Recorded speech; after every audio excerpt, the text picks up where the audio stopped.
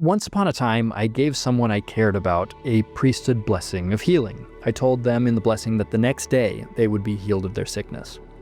It didn't work. For a long time now, I've been wondering why. I followed the steps, I said the words, I thought I was in tune with the Spirit. Why do priesthood blessings just fail sometimes?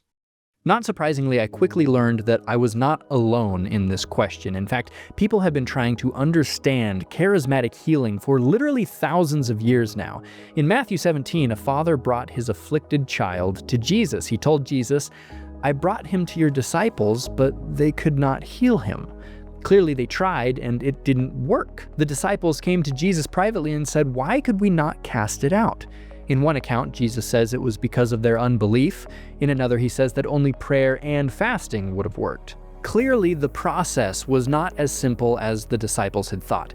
And perhaps not surprisingly, I eventually came to the same conclusion. So knowing that questions like this have existed since time immemorial was comforting, but it didn't exactly answer my question. Whether ancient or modern, why do blessings of healing fail sometimes? The next place I started looking for answers was in our own church history.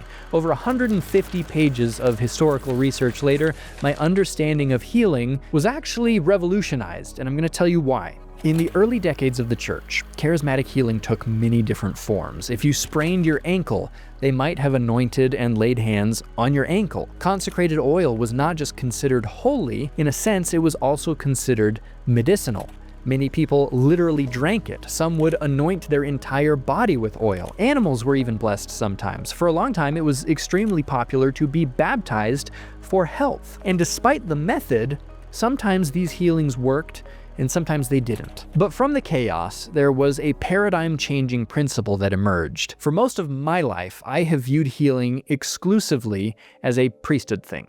But in the early decades of the church, healing was largely considered to be a gift of the Spirit, not an exclusive function of the priesthood. In fact, as we've explored in the past, men and women gave blessings of healing without invoking the priesthood. Healing was a gift potentially available to anyone with faith in Jesus Christ. Now, as the church grew, church practices had to be standardized. Leaders had to decide which forms and methods to institutionalize and which to leave on the cutting room floor. And unavoidably, culture played a role in that process.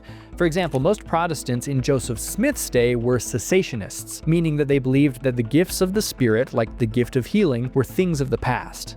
But over time, as more Protestants began practicing charismatic healing, Latter-day Saints responded, in part, by increasing the emphasis on healing through our unique priesthood authority.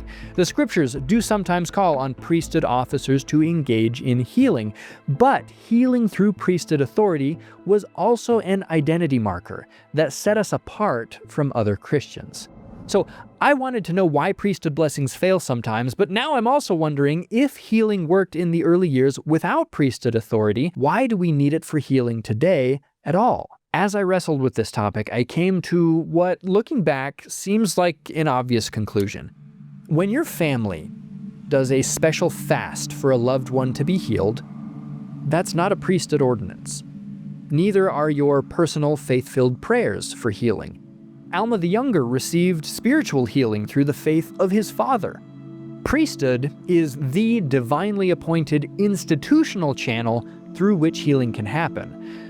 But it is not the only channel, and there are pros and cons to each channel. I love that by involving multiple priesthood officers, the priesthood channel can tap into the faith and support of your local covenant community, aka the people in your ward. And I think God blesses us as we sustain our leaders and use that institutional channel, but it's one of many. Furthermore, this history taught me that official blessings of healing are not something that can only intrinsically and eternally be accomplished through priesthood officers. It is a service that has simply been formally assigned to priesthood officers for the present time, and that may or may not evolve more in the future.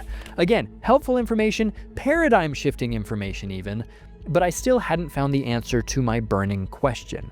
Why do priesthood blessings fail sometimes? There are two traditional answers to that question that I know you've heard before. One option is that the blessing didn't pan out because the recipient of the blessing didn't have enough faith. That may very well be true sometimes. But real talk, that explanation feels like a cop-out sometimes, and the last thing that someone struggling needs to hear is that they are the problem, that they lacked the faith. The other traditional answer is that the blessing didn't pan out because the person giving it said things that just were not inspired by the Spirit. To be blunt, I think this is a more reasonable explanation, but what it does is it creates a lot of anxiety for priesthood holders. They feel a lot of pressure to get the words right, and it can lead to very ambiguous blessings because they're afraid that being too specific might backfire. So what do we do? What's the answer? Why do priesthood blessings fail sometimes? After a lot of thought, discussion, prayer, and soul-searching, I came to a conclusion that was not necessarily what I hoped for, but that I think resonates as true. Priesthood blessings fail sometimes because priesthood blessings are an imperfect system. Priesthood blessings are not an exact science. Priesthood blessings represent the church's evolving best attempt at harnessing the spiritual gift of healing. But in the words of Mother Abbess, sometimes it's like we're trying to catch a cloud and pin it down. Most priesthood holders are doing their best to give inspired blessings, and I think most recipients of blessings are doing their best to have faith. But we live in a fallen world. We don't always understand God's will or timing, and things don't go the way we want sometimes. Priesthood blessings are not predictable recipes. The Spirit isn't a divine vending machine where we punch in a code and God's will automatically drops into the tray below.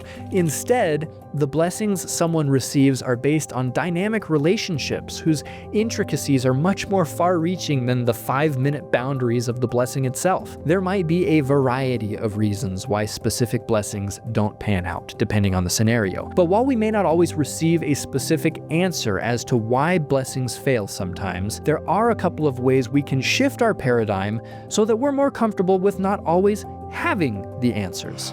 First, Jesus Christ is the source of all healing. Priesthood blessings are a channel. Sometimes I worry that we might inadvertently be placing more faith on the channel than on the source. Is our faith in the priesthood officer's connection with the Spirit, or is our faith in Jesus Christ?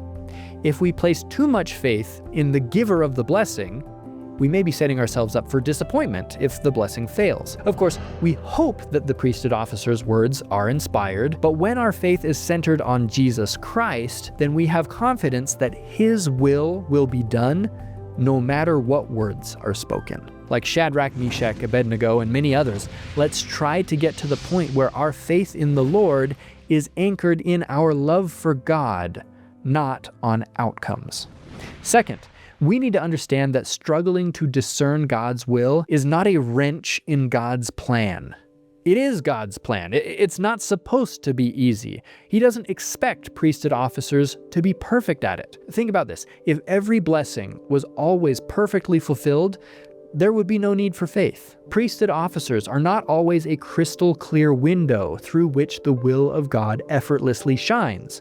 In mortality, we all see through a glass darkly. And God doesn't just call a timeout on that condition of mortality so someone can give a perfect blessing. So let's extend priesthood officers some grace in that regard. And if you give priesthood blessings, extend some of that grace towards yourself if you need to. Third, please remember that imperfect systems can still massively bless our lives.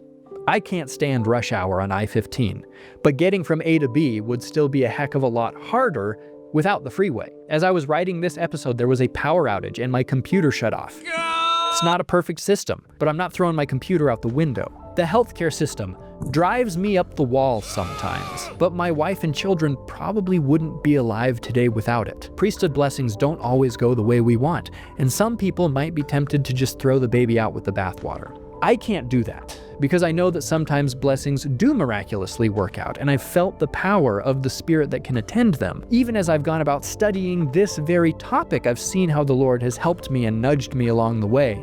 And like Nephi, while I do not understand the meaning of all things, I know that God loveth His children. So take heart. Earlier I said that both men and women used to give blessings of healing. We dig a lot deeper into what that looked like and why it changed in this episode. Go check it out, and I'll see you there.